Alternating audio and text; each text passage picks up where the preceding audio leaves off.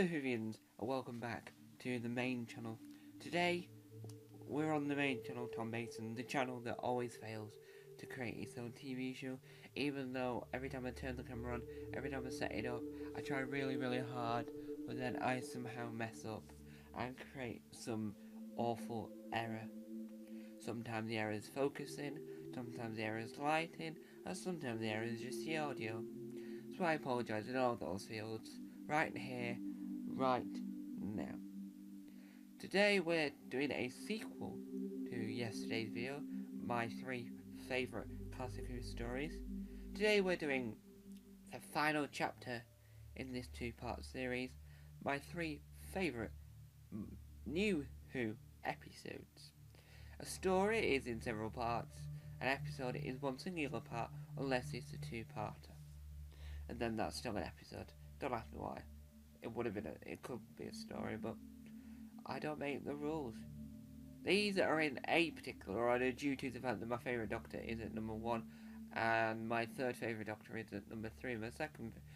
Number 2 and number 3 aren't in a particular order, but number 1 will always be in that order.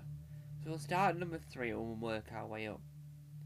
At number 3 is Jodie Whittaker's final episode, Power of the Doctor. Power of the Doctor was there not only to say, "Bye, Jodie, bye." It was also to say, "Happy birthday, BBC, for reaching 100 years old." I think it does both those jobs really well. It's a really good swan song for Jodie Whittaker, and it's also a good celebration episode for the BBC. I think Jodie's performance as 13th Doctor was phenomenal from start to finish. I think her last episode is her best episode. I know, I've said in the past Rose is my favourite Jodie Whittaker episode, but Power of the Doctor has everything you need, has a companion support group, which has William Russell in it, aka Ian Chesterton. It's got other doctors in it, but not playing doctors, but playing different type of people. It's got Jodie being worried about wanting to regenerate. That is like what makes a really great episode. And I think her regenerating to David Tennant, no one was expecting because we didn't know how that was going to work. Whether or not it was just going to be like a flashback series for the 60th, or we didn't know if he was going to regenerate to David or to Ncuti. No one knew that answer. So I think she helped make that really believable because her performance was outstanding. I think the whole episode just ticked off every box that needed ticking. I think, did it celebrate the BBC's 100th year of broadcast? Or 100th year of existing? Yes it did.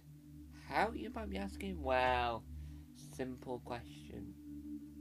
It included Ian Chesterton from 1963. It involved companions from the past. I'm only annoyed that Chris Chibnall didn't say to Russell T Davies, can I come back on board and write a spin-off called the Doctor Who Companion Support Group, where all the companions on a support group, and Russell went, Russell, if there was a meeting between Chris Chibnall and Russell T Davies over the fact that Chris Chibnall wanted to write this companion support group, because I think it would have been a cracking spin-off, whether or not it's on Big Finish or not. Russell Willow said, right, I love the idea, and I agree it should be made, but I'm going to be making Tales from the TARDIS, which is technically different, because sometimes there's a Doctor involved, but on hindsight, we're not that different. And you would really think about it in that sense, so it would have worked, it would have been amazing, but I'm glad that Chris Chibnall came up with the idea in the very first place.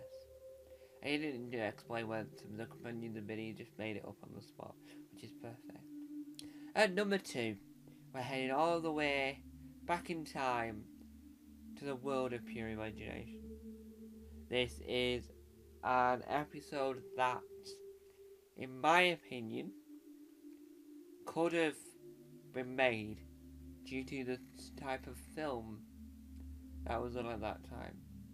This isn't because of the returning factor, but it's because of the particular scene where they're all doing the Avengers Assemble pose, where in Avengers Assemble, all the Avengers go around in a circle and then the camera tries to pan towards them whilst they're showing off a bit of their skill.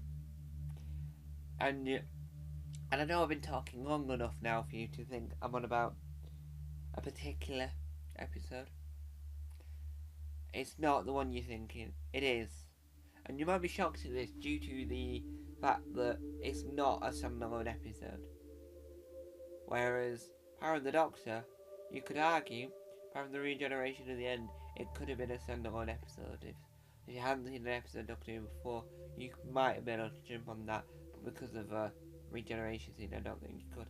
This one that I'm talking about, you could definitely watch it without seeing others because, well, there is one element that, no, it is the one, the only, a good man goes to war. Yes, a good man goes to war. The episode that has the mystery solved of who Riversong is, who is Riversong's parents, solved. Why is there a woman in an eye patch appearing through walls? Solved. Is the Doctor gonna die? Probably, but now we're gonna have a fight. Solved. Headless monks. Weird, but solved. And it's a positive experience. Because that's what you want from an episode of Doctor Who. You want it to solve some of the mysteries. You want it to explain some of the mysteries. You want most mysteries solved very quickly, is what I think. And that's what it does the best. Solving these mysteries, saving the day, and a happy ending by the end of it. And that's what we like. We like happy endings at the end. Because if you don't like a happy ending at the end, I don't know what you've been watching, but I'm sorry. And I think Good Man Goes to War is one of those that could have been placed at any point in the series. The fight sequences are always fun because the Doctor doesn't like fighting or violence, but has a Sonic that can kill if needs be. If it's like life or death, then it's the only way he can save the universe. He'll have to do it that way. And generally, I think the episode just, I don't know, really says this is what Doctor Who is. Welcome on board if you've never seen it before. And finally, all the way at number 1. So far we've had Doctor number 13, played by Jodie Whittaker. And we've also had Doctor 11, played by Matt Smith. That's the one and only. It's dark in here now because the lights died. But the light will probably come back on knowing my luck. And I don't want to reach over to the light on. Oh, will I? It's Matt Smith. And at number 1. He's my favourite Doctor of all time. The actor has played several versions of the Doctor in the past. The episode we're talking about, I thought there was an extra new onto the end of it, because that's the name of the planet. It's the one and only David Tennant as the 10th Doctor in New Earth. Yes, New Earth. The Rose Tyler edition of New Earth.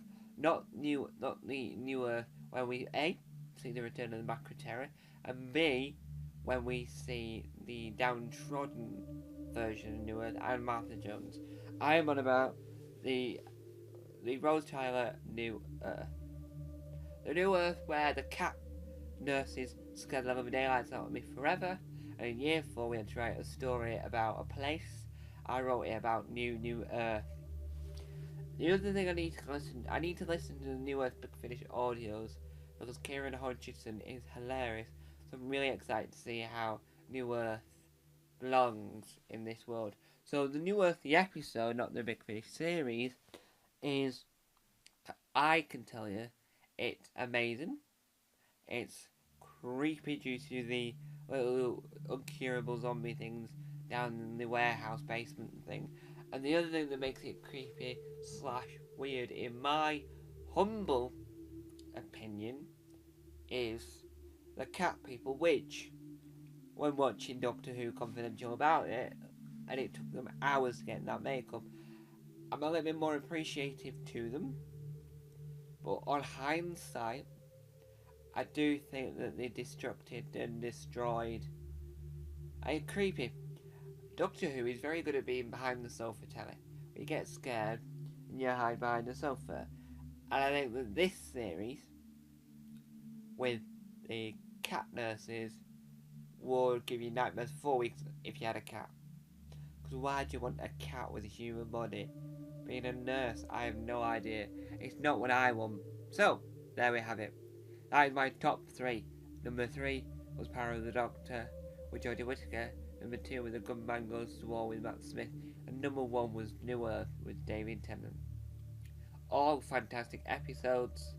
And I have to put David in number 1 because he's my favourite Doctor of all time. But really, there is no particular order that they go in. So, there you have it. Thank you guys for watching. Time I talk about. Bye!